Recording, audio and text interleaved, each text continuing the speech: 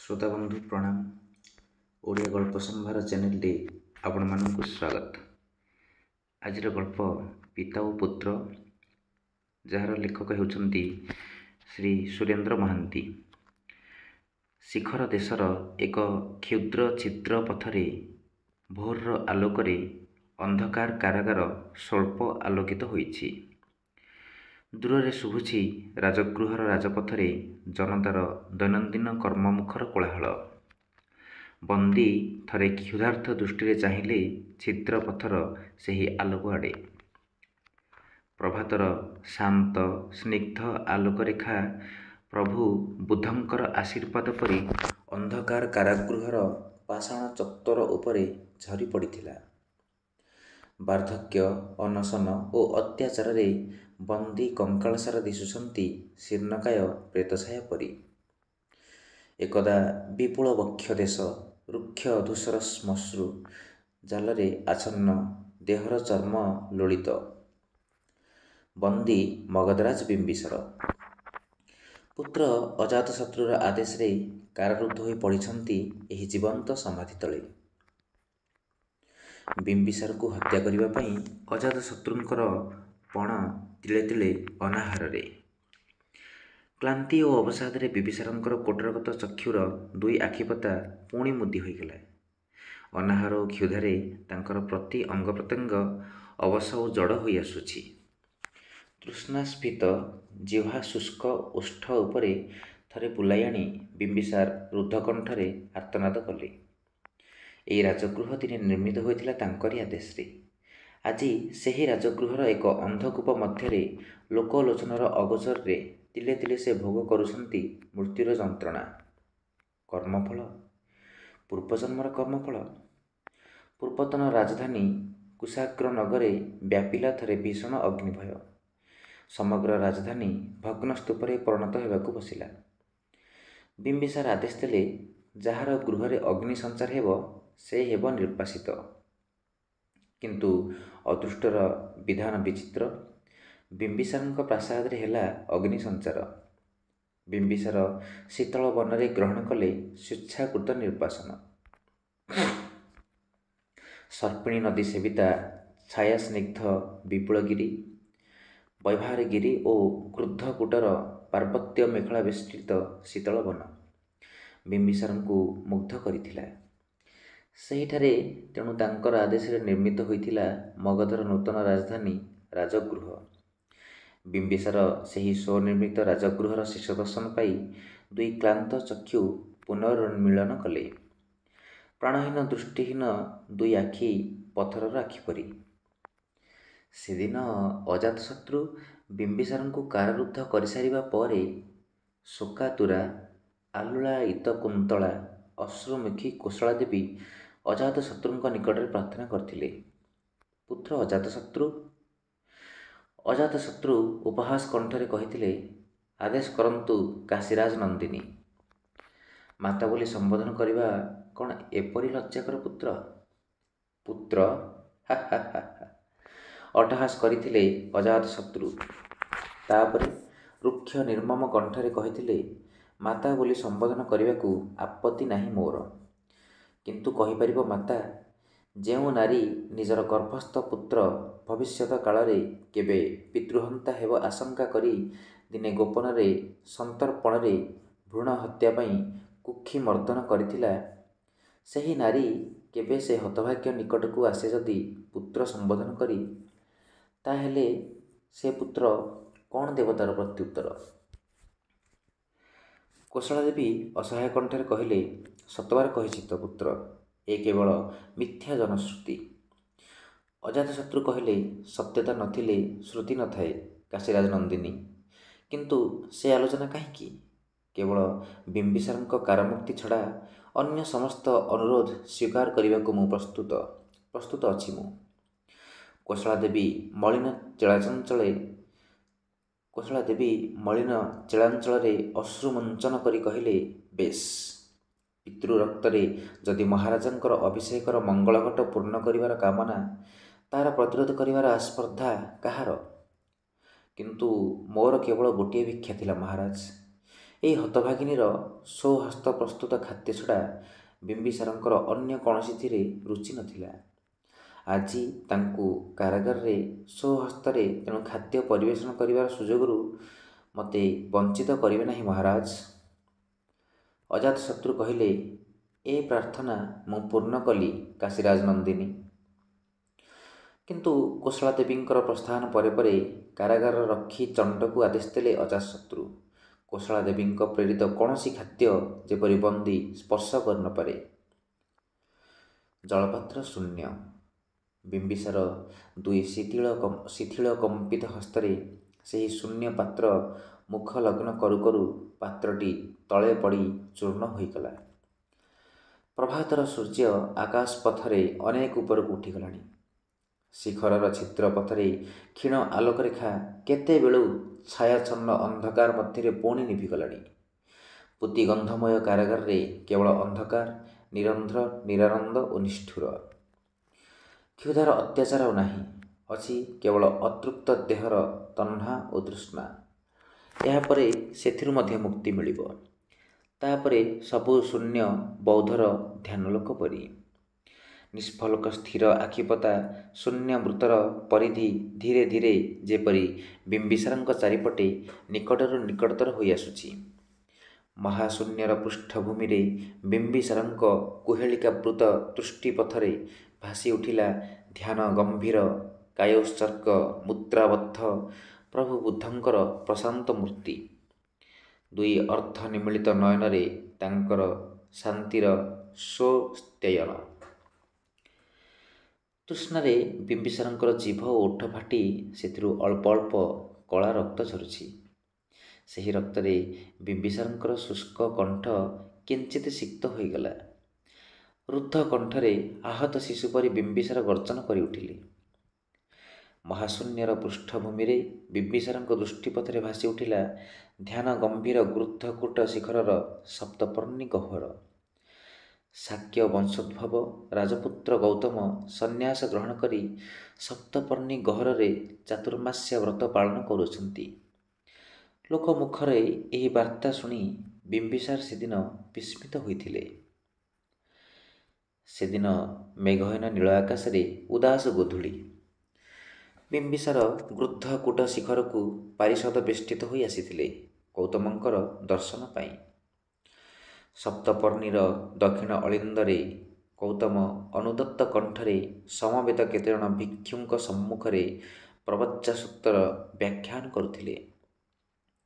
ଗୃଧ୍ରକୂଟର ପାଦଦେଶରେ ନିବାପନରେ ଶିଖିର କଳାପଚିତ୍ରିତ ନୃତ୍ୟ ଶିଖିନୀର ଅଦର୍ଶନରେ ବେଳେବେଳେ ଭଗ୍ନଛନ୍ଦ ହୋଇ ଉଠୁଥିଲା, ଆଉ କେତେବେଳେ ବା ବିହ୍ୱଳ ହୋଇ ଉଠିଥିଲା କଳାପହିନାର ଚଞ୍ଚୁ ଚୁମ୍ବନରେ।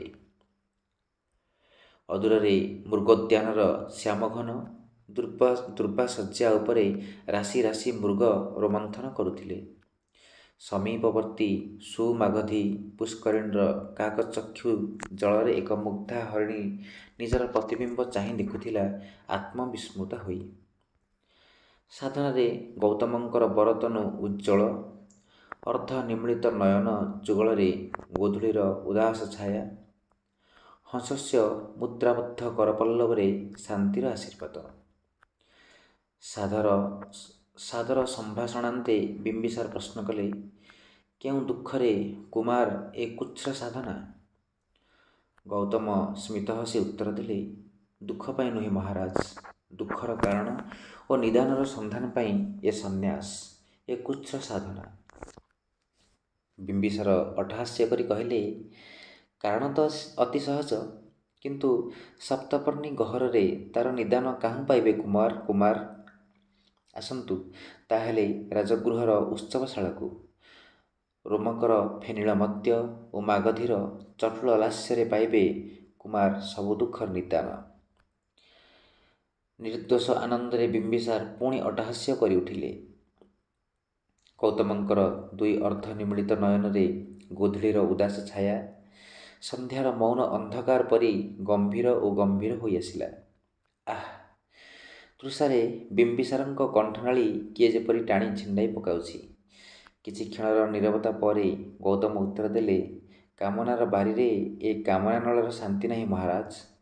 ନିଭୃତ କାରର ପ୍ରାଣହୀନ ନୀରବତା ସେହି ବାଣୀରେ ଯେପରି ପ୍ରତିଧ୍ୱନିତ ହୋଇ ଉଠିଲା। ଲାସ୍ୟରତା ସୁମାଗଧୀର ଅଳକ୍ତକ ଇଞ୍ଜିତ ସିଞ୍ଚନ ନିକୋଣିତ ଚରଣ ଆଜି ନୀରବ। କଜ୍ଜଳ ସୀମାୟିତ ନୟନରେ ମରଣର ଭ୍ରୁକୁଟି। ରୋମକର ଫେନିଳ ପାନପାତ୍ରରେ ହଳାହଳର ବୁଦ୍ବୁଦ। କାହାର ଏ ନୂପୁର ସିଞ୍ଚନ? କୋଶଳା ଦେବୀ? ମହାରାଣୀ? କାରାଗାରର ରକ୍ଷୀ ପରିବର୍ତ୍ତନ ହେଉଛି। ଲୌହ ସାଞ୍ଜୁର ଶବ୍ଦ। ଅସହ୍ୟ ତୃଷ୍ଣାରେ ବିମ୍ବିସାର ସରାହତ ବନ୍ୟ ପଶୁ ପରି ନିଜର ଗୋଟିଏ ବାହୁ କାମୁଡ଼ି ପକାଇଲେ।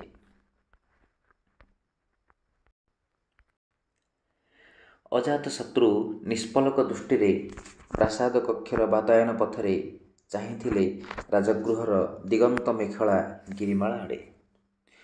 ପଲଙ୍କରେ ସନ୍ତାନ ସମ୍ଭବା ରାଣୀ ବଜ୍ରାଦେହ ଢାଳି ପଡ଼ିଥିଲେ ମରୁନଦୀ ପରି। ପାରାବତ ପାଳିକାରୁ ଦଳ ଦଳ ପାରାବତ ଉଡ଼ି ଯାଉଥିଲେ, ପୁଣି ଫେରି ଆସୁଥିଲେ। ଉଦ୍ୟାନର ତମାଳ ତଳେ ଭବନ ଶିଖି ଉଦ୍ଦାମ ନୃତ୍ୟରେ ଶିଖା ବିସ୍ତାର କରୁଥିଲା। ବଜ୍ରାକ୍ଲାନ୍ତ କଣ୍ଠରେ ଡାକିଲେ, ମହାରାଜ। ଅଜାତଶତ୍ରୁ ଶଯ୍ୟା ପାର୍ଶ୍ୱରେ ବସି ଧୀରେ ଧୀରେ ବଜ୍ରାଙ୍କର ମଳିନ କପାଳ ଉପରେ କର ସଞ୍ଚାଳନ କରି କହିଲେ, କୁହ ବଜ୍ରା। ବଜ୍ରା ଅଜାତଶତ୍ରୁଙ୍କର ଗୋଟିଏ ହାତ ଧରି କହିଲେ, କୁହନ୍ତୁ ତ ମହାରାଜ, ଏ ସନ୍ତାନ ପୁତ୍ର ହେବ ନା କନ୍ୟା? ଅଜାତଶତ୍ରୁ ବିଚଳିତ ହୋଇ ଉଠିଲେ। ବଜ୍ରାଙ୍କର ପୁଣି ସେହି ନିଷ୍ଠୁର ପ୍ରଶ୍ନ, କୁହନ୍ତୁ ମହାରାଜ, ଏ ସନ୍ତାନ ପୁତ୍ର ହେବ ନା କନ୍ୟା? ଅଜାତଶତ୍ରୁ ବଜ୍ରାଙ୍କର ଶଯ୍ୟା ପାର୍ଶ୍ୱରୁ ଉଠି ପଳାଇଲେ ନିଜର ନିଭୃତ କକ୍ଷକୁ। କି ଏକ ତୀବ୍ର ଯନ୍ତ୍ରଣାରେ ବଜ୍ରା ଚିତ୍କାର କରି ଉଠିଲେ, ପୁତ୍ର ପୁତ୍ର। ଅଜାତଶତ୍ରୁଙ୍କର ବାଷ୍ପାୟିତ ଦୃଷ୍ଟିପଥରେ ଭାସି ଉଠିଲା ରାଜଗୃହର ଅନ୍ଧକାର କାରାଗାର। ହସ୍ତପଦବଦ୍ଧ ଶୃଙ୍ଖଳିତ ଅଜାତଶତ୍ରୁ ଅନାହାରରେ ଆର୍ତ୍ତନାଦ କରୁଅଛନ୍ତି। ଅତି ନିଷ୍ଠୁର ସେ ଭବିଷ୍ୟତବାଣୀ। ବଜ୍ରାଙ୍କର ପ୍ରଥମ ଗର୍ଭଜାତ ପୁତ୍ର ହେବ ପିତୃହନ୍ତା। ଅଜାତଶତ୍ରୁଙ୍କର ମୁଖର ଭଙ୍ଗୀ କଠୋର ହୋଇ ଉଠିଲା। ସନ୍ତାନ ସମ୍ଭବ ବଜ୍ରାଙ୍କୁ ଅନ୍ଧକାର କାରାଗାରରେ ବନ୍ଦୀ କରିବେ? ନବଜାତ ଶିଶୁକୁ ଅନ୍ଧକୂପ ମଧ୍ୟରେ ହତ୍ୟା କରିବେ?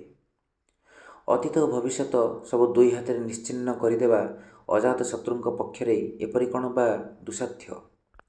ଅତୀତ ତ ଆଜି କାରାଗାରରେ ଗତାୟୁ, ଆଉ ଭବିଷ୍ୟତ? କିନ୍ତୁ ଅତୀତ ଓ ଭବିଷ୍ୟତହୀନ ବର୍ତ୍ତମାନ ଯେ ସ୍ଥିତିହୀନ। ବଜ୍ରାଙ୍କର ଆର୍ତ୍ତଚିତ୍କାର ଶୁଭୁଛି। ପ୍ରସୂତି ବେଦନାର କରୁଣ ମର୍ମଭେଦୀ ଆର୍ତ୍ତନାଦ।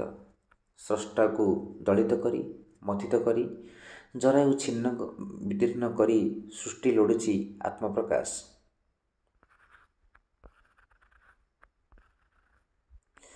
ସେଦିନ କୁଆଡ଼େ ବିମ୍ବିସାରଙ୍କ ଆଦେଶରେ ରାଜଗୃହର ପଥେ ପଥେ ବିପୁଳ ଉତ୍ସବର ଅଫୁରନ୍ତ ପ୍ରବାହ। ଅଜାତଶତ୍ରୁଙ୍କର ମନେ ପଡ଼ିଗଲା ଶୈଶବରେ ଧାତ୍ରୀଠାରୁ ଶୁଣା ନିଜର ଜନ୍ମ କାହାଣୀ। ବଜ୍ରାଙ୍କର ଆର୍ତ୍ତନାଦରେ ପ୍ରାସାଦର କୋଣ ଅନୁକୋଣ କ୍ରନ୍ଦିତ ହୋଇ ଉଠୁଛି। ସୃଷ୍ଟି ନିଷ୍ଠୁର। ନିଜ ସୃଷ୍ଟିରେ ସ୍ରଷ୍ଟା କ୍ରୀତଦାସ। ସୃଷ୍ଟିର କରୁଣା ଭିକ୍ଷା ଛଡ଼ା ସ୍ରଷ୍ଟାର ଗତ୍ୟନ୍ତର ନାହିଁ। ତଥାପି ସୃଷ୍ଟିରେ କି ବିପୁଳ ଆନନ୍ଦ, କି ଗର୍ବ! ପିତୃତ୍ୱର ଆନନ୍ଦରେ ଅଜାତଶତ୍ରୁଙ୍କର ପ୍ରାଣ ନିଜର ଅଲକ୍ଷିତରେ ଉଦ୍ବେଳିତ ହୋଇ ଉଠିଲା। ନିଭୃତ କକ୍ଷରେ କାହାର ପାଦଶବ୍ଦ ଶୁଣି ଅଜାତଶତ୍ରୁ ଫେରି ଚାହିଁଲେ। କାରାଗାରର ରକ୍ଷୀ ଚଣ୍ଡ ଅଜାତଶତ୍ରୁଙ୍କ ଆଦେଶ ପ୍ରତୀକ୍ଷାରେ ଠିଆ ହୋଇ ରହିଛି। ଅଜାତଶତ୍ରୁ ପଚାରିଲେ, କି ସମ୍ବାଦ ଚଣ୍ଡ? ଚଣ୍ଡ କହିଲା, ଗତ 3 ଦିନ ଧରି ମହାରାଜାଙ୍କ ଆଦେଶରେ ବନ୍ଦୀକୁ ଜଳବିନ୍ଦୁ ସୁଦ୍ଧା ଦିଆଯାଇ ନାହିଁ। ଆଜି 4ର୍ଥ ଦିବସ। ଅଜାତଶତ୍ରୁଙ୍କର ମୁଖର ଭଙ୍ଗୀ ପୁଣି କଠୋର ହୋଇ ଉଠିଲା। ଚଣ୍ଡକୁ ରୁକ୍ଷ କଣ୍ଠରେ ପୁଣି ପଚାରିଲେ, ତାପରେ? ଚଣ୍ଡ କହିଲା, ପ୍ରଥମେ ଶୁଭୁଥିଲା ହାୟ ପୁତ୍ର, ହାୟ ରାଜଗୃହ ବୋଲି ଆର୍ତ୍ତ ଚିତ୍କାର। ରାଣୀ ହଂସପୁର ମଧ୍ୟରୁ ଶୁଭିଲା ଶଙ୍ଖ ଓ ହୁଳହୁଳି ଧ୍ୱନି। ବଜ୍ରାଙ୍କର ଚିତ୍କାର କେତେବେଳୁ ନୀରବ ହେଲାଣି। ଧାତ୍ରୀ ବସୁମତୀ ଅସ୍ତବ୍ୟସ୍ତ ପଦରେ ଧାଇଁ ଆସି ଜଣାଇଲେ, ସୁସମ୍ବାଦ ମହାରାଜ। ମହାଦେବୀଙ୍କର ପୁତ୍ରଲାଭ ହୋଇଛି। ମହାମନ୍ତ୍ରୀକୁ ଡାକି ରାଜଗୃହରେ ଉତ୍ସବ ପାଇଁ ଆଦେଶ ଦିଅନ୍ତୁ।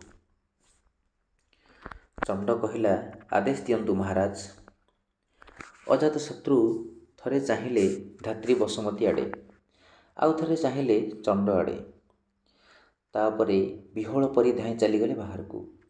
ଅଙ୍ଗନ ପରେ ଅଙ୍ଗନ, ଅଳିନ୍ଦ ପରେ ଅଳିନ୍ଦ, ସୋପାନ ଶ୍ରେଣୀ ପରେ ସୋପାନ ଶ୍ରେଣୀ।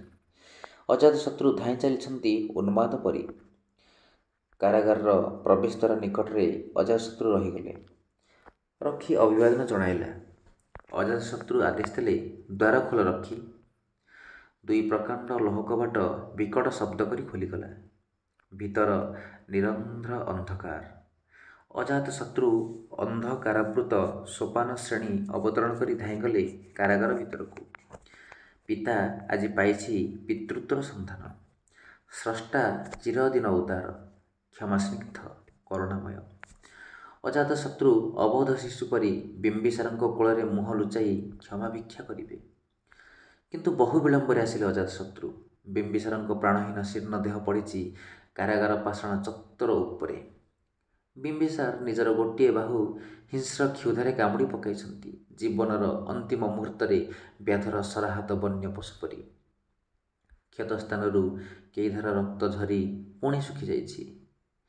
ରାଜପ୍ରାସାଦରୁ ଶୁଭୁଛି ନବଜାତ ସନ୍ତାନର ଜନ୍ମ ଘୋଷଣା କରି ଘନ ଘନ ଉଦ୍ବେଳିତ ଶଙ୍ଖଧ୍ୱନି।